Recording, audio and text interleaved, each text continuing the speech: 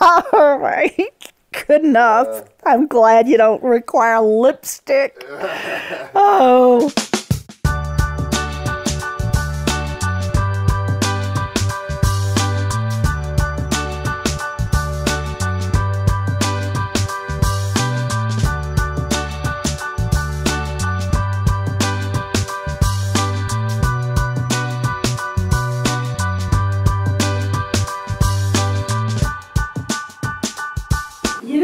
I think it's been about 20 years. Okay.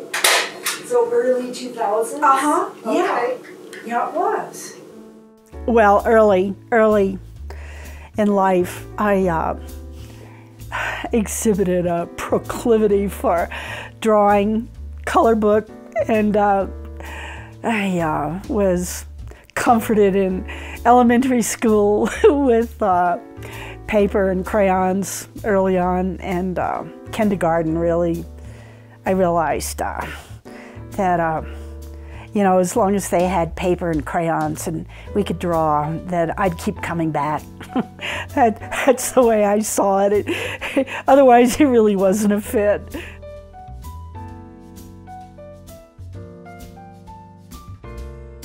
What do I like about Marcia?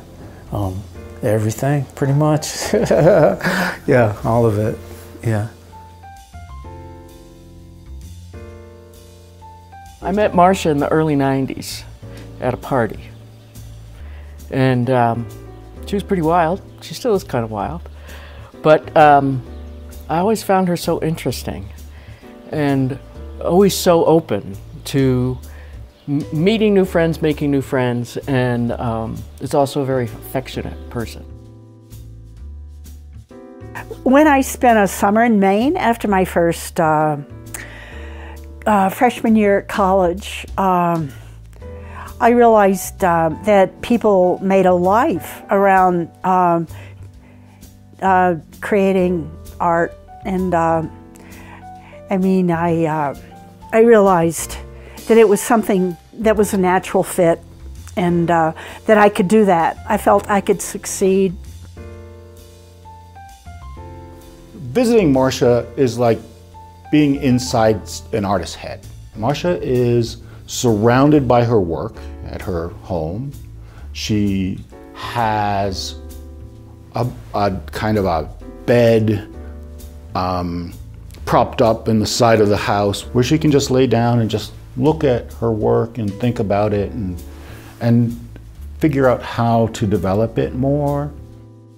And looking at her work, it's like, okay, I see symbols, I see kind of a hidden language, but I also see a spirituality there. I see more of that sense of trying to say something with very little, like water on canvas. I have an admiration for her because she is so dedicated. I was in New York for a year, and that was very exciting and very pivotal. That year in New York really did redirect a lot of my goals. I was 21, yeah. It was really the heyday of abstract expressionism. Well, I arrived there in the fall of '58, and the people really who were getting attention at that time, there was de Kooning and Pollock, and Joan Mitchell was around. They were all abstract expressionists, and then I began looking around for the women, you know, in the group, and it was Agnes Martin that had just gotten some attention. And I know that Agnes was a great mentor to her.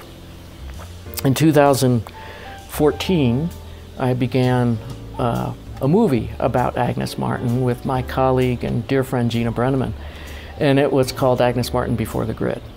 And the whole purpose of the movie was to interview people who knew Agnes, but Marcia in that movie expresses herself and Agnes and what art is about in such a beautiful, emotional, heartfelt way. I was just 21. It was, I think, my 21st birthday, and I wanted to meet New York artists, and I was looking for a woman artist. I wanted a mentor, and it was November 1958, and Agnes Martin had just had her first solo show.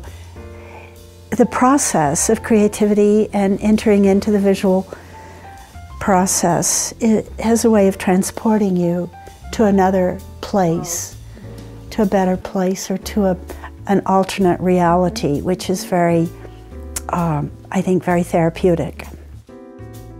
When it comes to really talking about art and what that language and what it does for her, she can go so deep. And it's the thing that I love most about Marcia. She's an amazing person. Mm-hmm. Well, I've known Marcia probably over 30 years. And over the years, I've slowly adopted her as my art mom. And probably for the same reasons she makes her paintings. I feel that she makes her paintings out of love, out of her heart. And that's what attracts me to her and her paintings. What I love about Marcia's work is that it is, I find an incredible depth to it. We own a couple of her pieces, smaller pieces as well as a large piece, and regardless of the size of the piece, I have never tired of the work. I can look at it forever. It draws you in as if there's a galaxy within her pieces, and I never get tired of looking at it and finding new things within it. It gives me great joy to see her work and to also represent her. What I like most about her work is that there's no distance between her and the work. So when I sit with one of her pieces, it feels like I'm sitting with Marcia, and being with Marcia is like being with one of her. Sitting with Marcia feels like what it's like to sit with one of her pieces. So there's no distance between her and the work, and that's what I like most. And I think that's, yeah, it's incredibly rare. It really did begin in earnest as a graduate student at San Jose, and then it took on another life after I arrived here in Taos at the Wurlitzer. I had a year's grant residency to live and work here, and Chris Wilson, who was a dear friend of Agnes Martin, Chris was a friend of mine, and she brought Agnes over to my cottage. And, you know, I was struggling with something on canvas, wasn't working, and Agnes stood there and looked at it. I mean, she didn't say much the whole time she was there. I don't think she was in the cottage more than 30 minutes, but she walked over to my work table and picked up a watercolor brush, and she said, give me, you know, some water, and she looked at the canvas, and then she handed me this watercolor brush, and she said, here, draw with the brush. Well, after she left, I did a lot of calligraphy drawings. I mean, they were wash drawings with that brush. I mean, you know, I had a lot of paper, and I remember how it freed me in some special way, in such a really delightful way. And it helped me to move along to where I eventually began doing these wash drawings.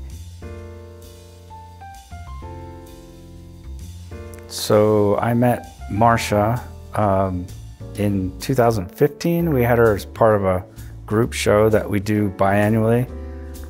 It's called Taos Non-Objective. We went to her studio, we met her, we saw her work. And I didn't really know of her before that, but I know that she's a big part of Taos history, coming in the 60s on a Wurlitzer grant and befriending Agnes Martin and becoming kind of a big part of the abstract art scene in Taos. She was part of kind of the end of the modern era, you know, of the 50s characters. So she kind of was one of those artists that picked up the torch from that whole group and continued forward. Her work is very lyrical and playful and colorful. I really particularly like her drawings and her work on paper. Those are my favorite. Her work is sort of indicative of her personality, kind of friendly and, you know, makes you laugh or giggle when you see it.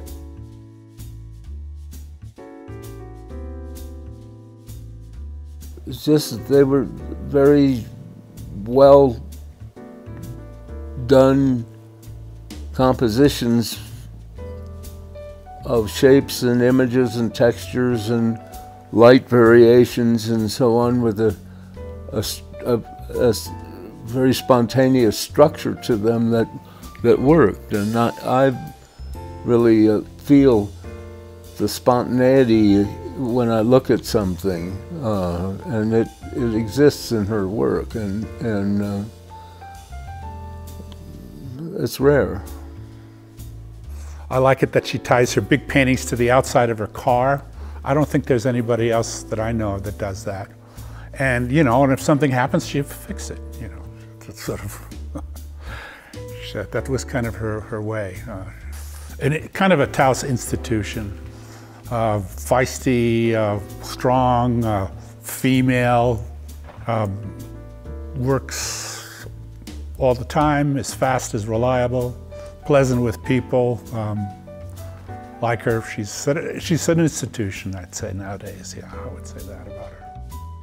I mean, they're a non-narrative, you know. I don't know where it comes from. It's always new and fresh and unpredicted. And I think that's why I consider it a private matter. My work is really non-narrative, and it's personal and mysterious. I mean, I really don't try to explain it. And knowing when to quit, of course, is important. You know, when do you know it's finished?